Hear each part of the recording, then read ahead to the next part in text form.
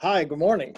And in this Torah portion, Parashat Chayei Sara, we witnessed the death of the first matriarch. If you recall, we left the Parasha of Vayera with Abraham and Isaac going for the sacrifice that never occurred. Rather, Isaac was spared at the last minute. So the rabbis say, why is the next parasha talking about Sarah's death? Yes, she lived until she was 127, and people say that she was beautiful. But this proximity of her death to the sacrifice of Isaac makes the rabbis think that Sarah really died as a result of knowing that something was going to happen to her son. After all, she had pushed away Hagar and Ishmael and concentrated only on Isaac. Regardless of the theories, the portion begins by telling us that she lived this long life and that she was beautiful at every single age. The next important information from the parasha, and the parasha spends quite few lines on this, is the finding of the right place to bury Sarah. She gets buried in the cave of Machpelah, and Abraham negotiates with the owners of that piece of land to pay in full the entire cost of it to make sure that he owns it, that that's a place that she will be resting because that's a place he purchased for his wife to be buried in.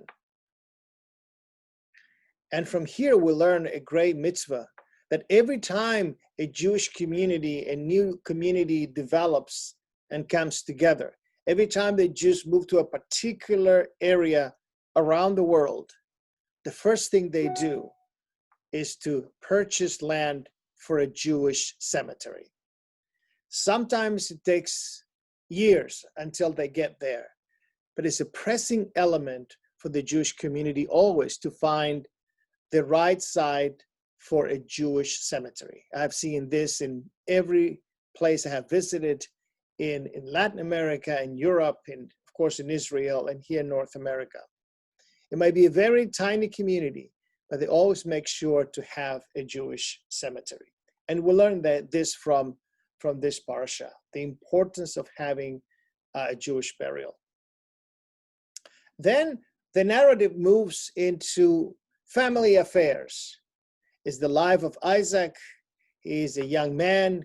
We have to find him a suitable wife. And Abraham, now a widow, empowers one of his servants to be believed Eliezer to go and find a suitable bride for Isaac from Abraham's family. And this servant is going to go and trying to find that suitable mate for Isaac, and he finds Rebecca, and she is extremely kind to him and to the animals, the camels he brought, and she gets permission from her family finally to follow with the servant and encounter Isaac. And here we have a beautiful, I would say even romantic encounter between two lovers. You will see Isaac meditating in the field when he sees the camels coming, and Rebecca took her veil and uncovered herself. And the servant told Isaac all that had happened, and Isaac brought her into the tent of his mother, Sarah, and she became Isaac's wife. And the narrative says that Isaac was comforted by the loss of his mother, having married this wonderful woman, Rebecca. And then the narrative will go back to Abraham. I remember he's by himself, and he's going to take another wife by the name Keturah, and he's going to have another 6 sons from Keturah. And therefore his family, not through Isaac, but through him, expands even further.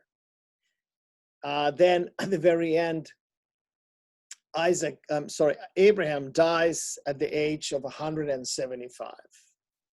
So this beautiful Torah portion that we read this Shabbat brings a development within the family of Abraham and Sarah, beginning with her death and going all the way to the future generations out of Abraham.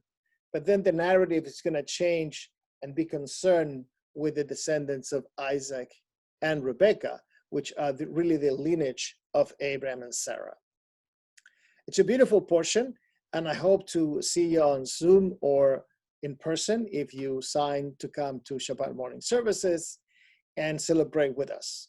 We are delighted that you are following us in our classes on Mondays and Wednesdays. I remind you at 10 o'clock we have a Parashat Shavua class on Mondays. And then on Wednesdays at 6:30 we have this new class about kashrut. It's called It's Not Your Baba's Kitchen. I hope that you will join us in Zoom and continue growing into more mitzvot and more knowledge about our religion. Take care, and I'll see you on Shabbos. Bye-bye.